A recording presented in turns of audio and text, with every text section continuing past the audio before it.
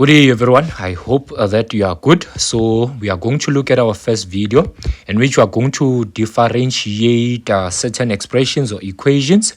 Now, so there are things that we have to look for before we can actually differentiate using the power rule. The very first thing here, as you can see from 1.1, we have to differentiate the expression for y with respect to x. So if we are differentiating with respect to x, the very first thing that we have to ensure it is that in our radical signs we don't have x inside, right?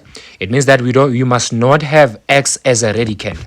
For practical example, we can say that if we had a square root of x here, we are going to have to change this into an exponential form, right? Remember, the rule says that if you have the nth root of x to the power of m, this can be simply written in exponential form by saying that this is x to the power of m all over n, right? So that is what we are going to do. We are going to change the radical sign into an exponential form. Then the second thing that we are going to check, it is whether there's x on the denominator. Since we are differentiating with respect to x, the variable that we are differentiating with respect to should not be a denominator. So in other case that we are going to look for, it's when we have an x, a 1 over x. A 1 over x, we know that this can be written as x to the power of -1. So those are some of the things that we are going to look at. Then the other one that we are going to look at, it is whether if our expression is simplified or not. So if our expression is simplified, then we can go ahead and differentiate. But if our expression is not yet simplified, then we have to simplify it further. And then the most last one that we are going to look for after checking whether the expression is simplified, we want to make sure that y is the subject of the formula. But in this video, we are not going to look at those cases. We are just going to look at some of the basic cases that are going to help us understand these rules much more better. So we have 1.1. So 1.1 says that we must differentiate y with respect to x. If y is equals to 3x cubed plus 6x squared plus 4 plus x minus 4. Right, so what is it that we are going to do? We are going to check if we have x inside a radical sign. And as you can see from this one, we don't have x inside a radical sign or x as a radicand. Now, the second thing that we are going to check is to check whether we have x on the denominator. And we don't have x on the denominator. And we check that the expression is simplified. Our expression is simplified. And y is the subject of the formula. And since we have that, now what we are going to do now, we are going to go ahead and differentiate. So we are going to have that dy dx. Remember, we can write this notation since we are about to differentiate here. So 3 times 3 here is going to be 9. And then 3 minus 1 there is going to be 2. And then 2 times 6. 2 times 6 is going to be 12. So we are going to write plus 12, then x here. Then when we differentiate x, we are going to get 1. When we differentiate -4, we are going to get a 0. Remember, when you differentiate a constant, it's equals to 0. So that is what we are going to do when we differentiate this expression with respect to x. Now, moving on to 1.2. So from 1.2, we have to differentiate the following expression with respect to x. Now, when you look at this expression here, it says that y is equals to 4x to the power of 8 plus the square root of x to the power of 3. Right, and what is it that we are going to do? We are going to check our rules. Remember that the first thing that we are going to check is if we have x as a radicand, meaning that we have x inside a radical sign or inside a square root, inside of a cube root. And in this case, we can see that we have x here inside a square root. So we cannot differentiate if we have x as a radicand, in this case using the power rule. So what we are then going to do, it is just to change this and write it in exponential form. Remember, we don't get rid of it, but we are going to express this in exponential form. So this is going to be y, it's equals to then 4x to the power of 8, then plus. Remember this, when you write this in exponential form, it is going to be x to the power of 3 all over 2. All right, so now that we have written this, expressed this in exponential form, we check the other rules as well. That do we have x on the denominator? In this case, no. Is our expression simplified? Yes, our expression is simplified.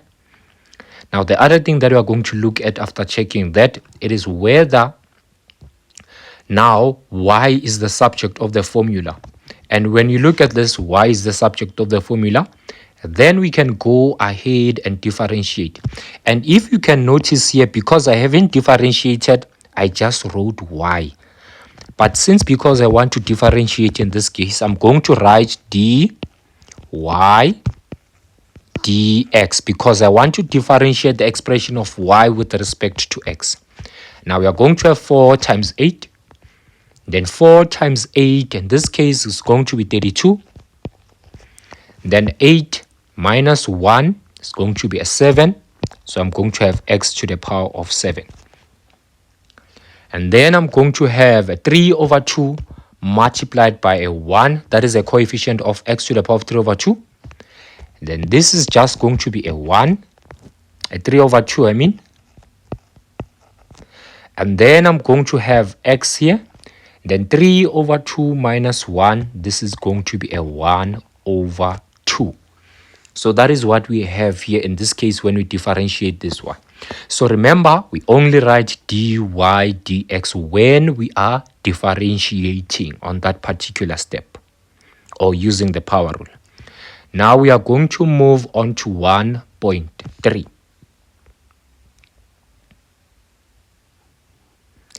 Alright, so when we move on to 1.3, we notice that we want to differentiate y with respect to r.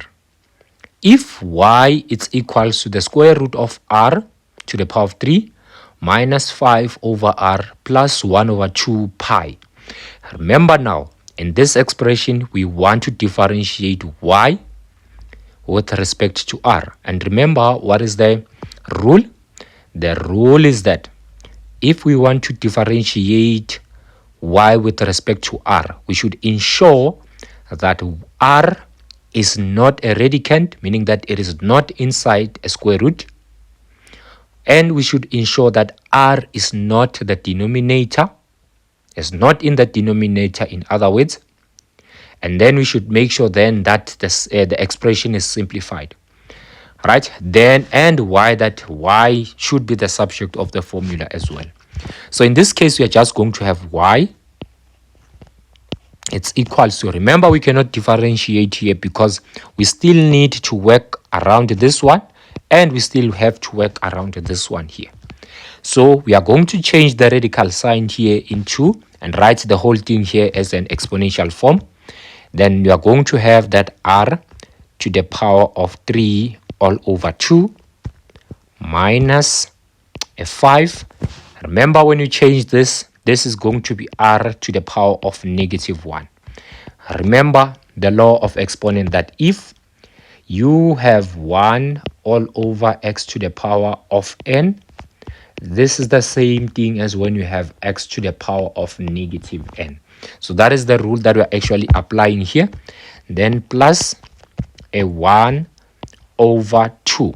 Now, the reason why I'm not taking the 2 to the upside is because, remember, I'm not differentiating with respect to 2, and 2 is not a variable in this instance. And we have a pi. A pi, remember that 1 over 2 is a number, meaning it's just a constant. In this case, we also have pi, which is also a number as well. Remember, it's not a variable, but it's our constant pi. And we know what pi is equals to, right?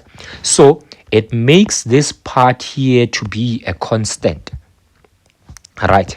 So we are going to have that y. So since we have change this into exponential form, and we have made sure that there's no r in the denominator, and our expression here is simplified, and y is the subject of the formula. And then in this case, now we can differentiate, and when we differentiate this, it's going to be dy dr is equals to, then r to the power of r over 2. When we differentiate this, we are going to multiply 1 with 3 over 2, then we are going to get 3 over 2 r, then 3 over 2 minus a 1, this is going to be a 1 all over 2, negative 5 multiplied by the negative 1, then this is going to be a positive 5, then negative 1 minus 1, this is going to be a minus 2. And then remember, we said that this part here is our constant. When we do the derivative of a constant is a 0. In this case, you are just going to get a 0, which you are not going to write in this instance. Right, so that is what we are going to do. Remember, in that instance, we are just differentiating with respect to r. Now, moving on to 1.4.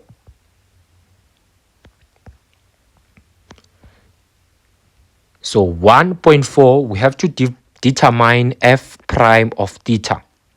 If f of theta is equals to 2 theta cubed minus 3 theta squared plus square root of 2. Right, and how are we going to differentiate this? We want to make sure that all the things are satisfied here, that the expression is simplified, there's no there's no radical sign, and where there's x or theta. Remember, in this case, we want to differentiate with respect to theta. So we should make sure that there's no theta inside a radical sign. If we had that case, we were only going to change that into an exponential form. Then we are going to make sure that there's no theta as the denominator. Then we are going to make sure that the expression is simplified. In this case, our expression is simplified. There's no theta inside the radical sign. There's no theta as a denominator. Therefore, this means that we can go ahead and differentiate. And remember, why is it that I'm not interested on this part? Remember, I am only interested on this part if there was a theta here. So I'm not going to change the square root of 2 to be in an exponential form. So I'm just going to leave it as it is, because this is our constant in this instance, because it is not even attached to the theta that we are interested in. So what I'm going to do now, I'm going to go on and differentiate. So I'm going to write f prime of theta is equals to, then 2 times 3, this is going to be 6. I write theta, then 3 minus 1, this is going to be a 2. Then 2 times negative 3, this is going to be negative 6. Then 2 minus 1 is going to be 1. Then I'm just going to have theta here. Remember, when I differentiate the square root of 2, the square root of 2 as a constant in this instance, it is going to be equals to 0 when I differentiate it. So it means that f prime of theta in this instance is equal to 6 theta squared minus 6 theta. And that is how we are going to apply the rules of differentiation. And please don't forget those ones, that the first thing that you are going to ensure, it is that the variable that you want to differentiate with respect to, it is not inside a radical sign. It is also not a denominator, or is not located on the denominator. Then the other thing that you have to do, you have to ensure that the expression is simplified and y is the subject of the formula. Then you can differentiate.